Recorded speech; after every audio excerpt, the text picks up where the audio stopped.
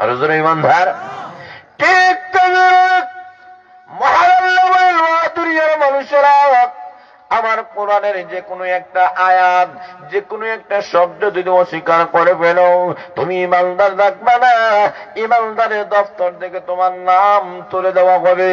আল্লাহ রাব্বুল আলামিন বলেন, আমি মহান আল্লাহ চূড়ান্ত ফতোয়া দিয়ে দিলাম, ওয়া আহাল্লাল্লাহুল বাইআ ওয়া হাররামার রিবা। আল্লাহ বলেন, চিরকালের জন্য আমি আল্লাহ ব্যবসা হালাল করলাম, চিরকালের জন্য আমি আল্লাহ সুদ হারাম ঘোষণা করলাম। ফতোয়া পরিষ্কার, ব্যবসা হালাল না হারাম? আরো জোরে বলেন, সুদ হালাল না হারাম? আরো জোরে বলেন। এখন প্রশ্ন লাগে, হুজুর ব্যবসা যদি হালাল হয় সুদ হালাল হবে না কেন? কেন কেন হালাল হবে না? কারণ ব্যবসা তো সুদের মতোই। ব্যবসা কিসের মতো? কথা বুঝেন না আপনারা?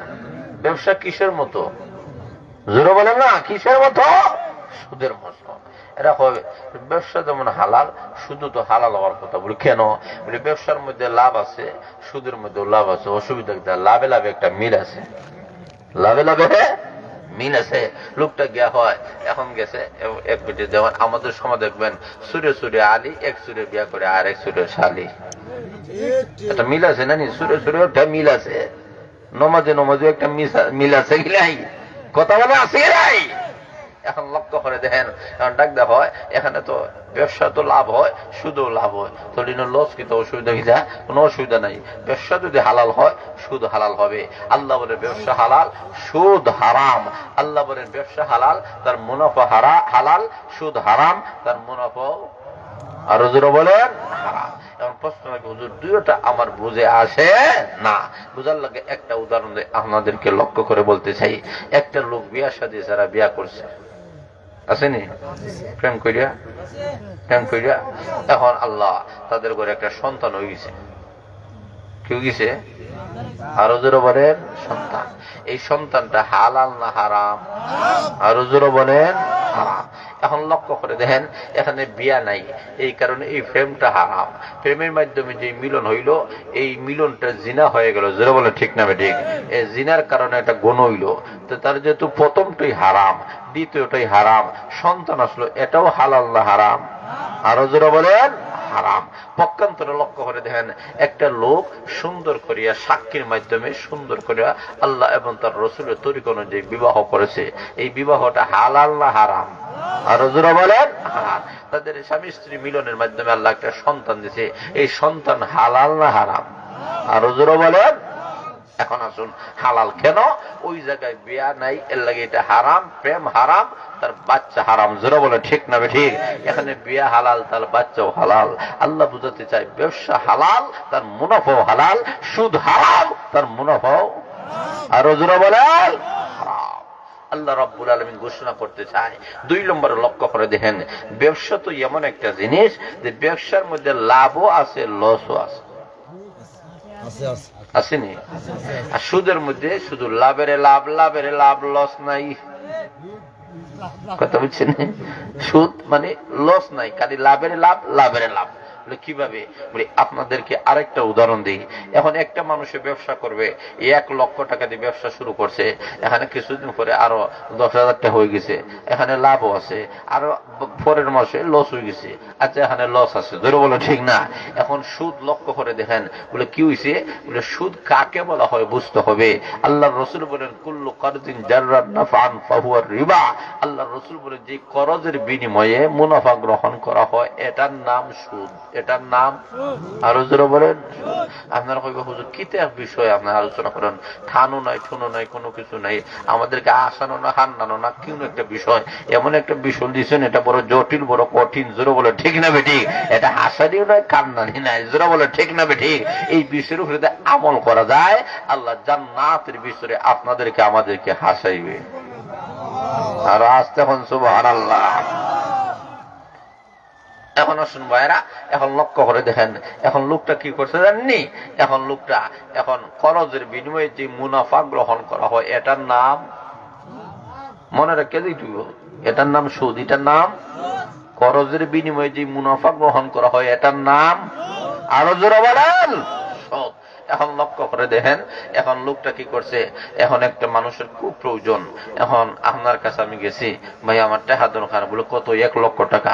বলে ঠিক আছে, তোমার 1 লক্ষ টাকা দিলাম, 1 মাস পরে আমার আরো 10,000 টাকা দেওয়া লাগবে। আমিও হইলাম ঠিক আছে, অসুবিধা নেই, কি করবো, বিপদে পড়ছি তো। আচ্ছা 1 লক্ষ টাকা আমি আনলাম, যেই সময় তার কাছ থেকে 1 লক্ষ টাকা আনলাম, এই সময় আমি 1 লক্ষ টাকার অভাবে ছিলাম। কথা বলছি নি, 1 লক্ষ টাকার অভাবী ছিলাম। এখন 1 মাস পরে যেহেতু আরো 10,000 দেওয়া লাগবো, আরো 10,000 আমার গাঢ় পড়ছিনি। কথা বলেন করছিনি? তাহলে লক্ষ্য করে দেখেন, এই যে আমি সুদ তার কাছ থেকে আনলাম, আগে ছিলাম 1 লক্ষ টাকা, 1 মাস পরে আরো 10,000 টাকা আমার উপরে পড়লো।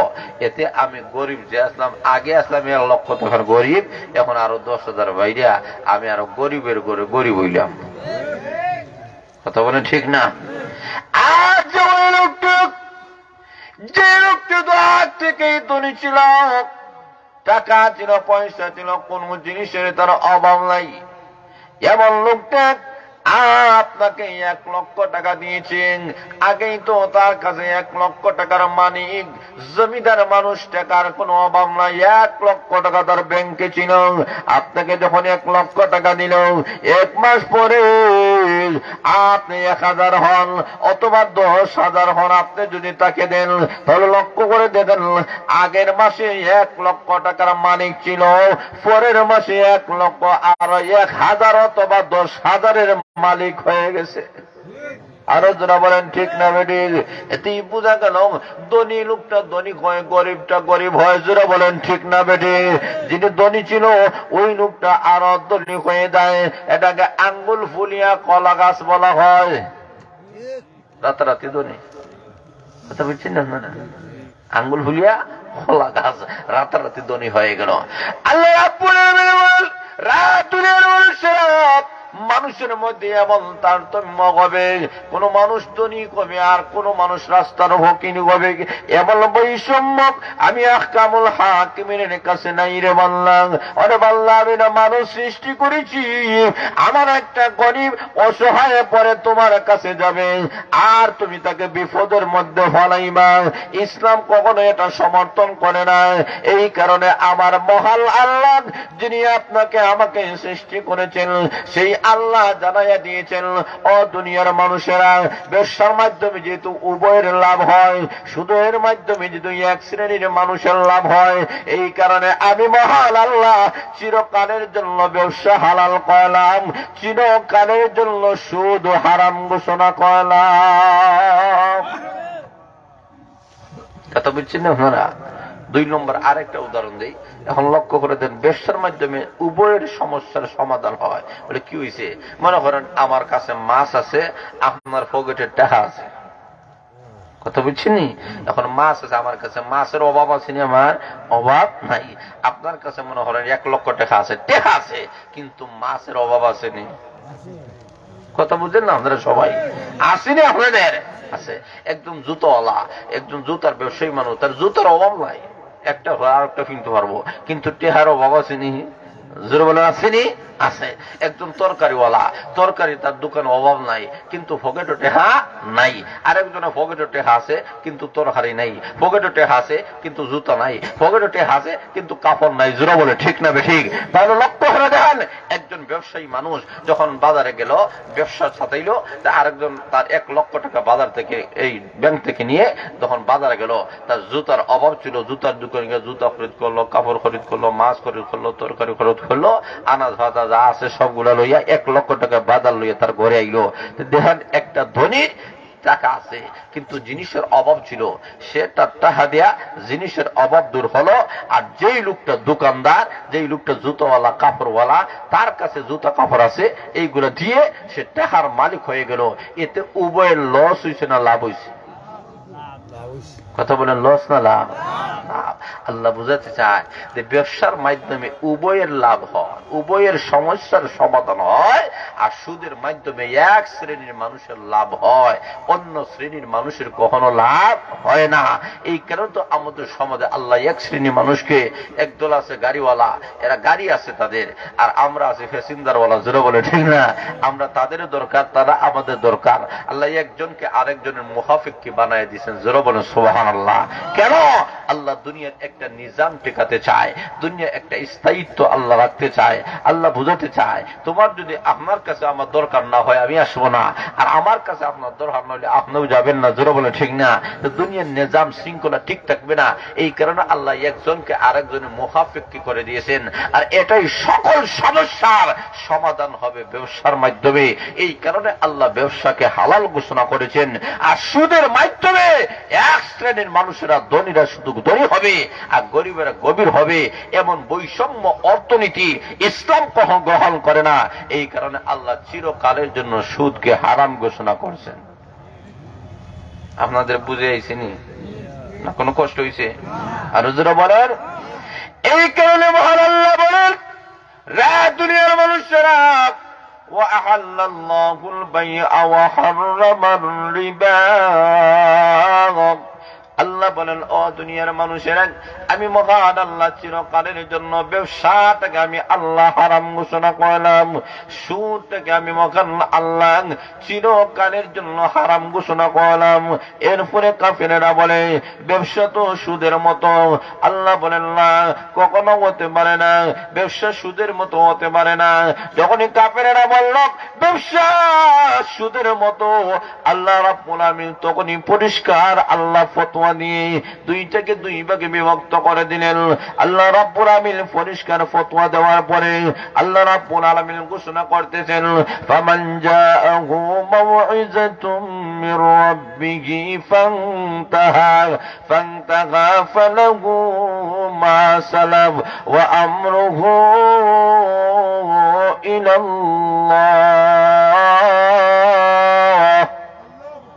আল্লাহ রাব্বুল আলামিন বলেন, ও দুনিয়ার মানুষেরা, এমন পরিষ্কার ফতোয়া আমি আল্লাহ দেওয়ার পরে, সুদটাকে হারাম ঘোষণা করার পরে, এমন একটা পরিষ্কার ঘোষণা আসার পরে, এরপরে যদি তোমরা ফিরিয়ে যাও আর যদি সুদ খাও না, তাহলে তোমরা কোন সত্যিকার ইমানদার, জোরে বলেন ঠিক না বেঠিক? এখন যেহেতু তোমরা শুনে নিয়েছ আমি আল্লাহ সুদটাকে হারাম ঘোষণা করলাম, আর সুদের দ্বারা কাছে তোমরা যাইও না। কিন্তু আল্লাহ রাব্বুল আলামিন বলেন, সুদটাকে হারাম ঘোষণা জানার পরে, বুঝার পরে, এরপরে স্বার্থের কারণে সুদ যদি না ছাড়ে, আল্লাহ বলেন এই লোকটা বুঝাতে চায় যে আমি সুদকে হালাল মনে করব। আল্লাহ বোঝাতে চায় যে মানুষ কোন সুদটাকে হালাল মনে করবে। আল্লাহ রাব্বুল আলামিন বলেন, আগে নবীজি তাদেরকে আপনি জানাইয়া দেন, এক নম্বর বলো তারা মুমিন নয়, এরা মুমিনের কাতারে নয়, এরা বেঈমান কাফির, আর কাফিরদের জন্য চিরস্থায়ী জাহান্নাম রয়েছে। পরিষ্কার ফতোয়া দিয়ে দেন। এরপরেও যারা সুদের কারবার করবে তারা বুঝতে হবে সে স্বার্থের জন্য করতেছে, এই কোরআনের আয়াতগুলোকে অস্বীকার করতেছে। কোরআনের আয়াতকে অস্বীকার করে কোন মানুষ যদি সুদ খায় সে কাফির হয়ে যায়, জোরে বলে ঠিক না বেঠিক? কোরআনের আয়াত বিশ্বাস করে জানে যে সুদ হারাম, এরপরে খায়, তাহলে কবিরা গুনাহ হবে, জোরে বলে ঠিক না বেঠিক? আল্লাহ রাব্বুল আলামিন বলেন, এমন ভাবে যারা সুদ খায় এই সমস্ত মানুষগুলোর বেলায় মহান আল্লাহ রাব্বুল আলামিন ঘোষণা করতেছেন, কারণ সুদ এমন একটা গুনাহ। আল্লাহ রাসূল বলেন সুদের অনেক শাখা প্রশাখা আছে, এর মধ্যে সর্বনিম্নটা হচ্ছে কি একটা সন্তান হইয়া নিজের মার সঙ্গে জিনা করা। ছোটটা না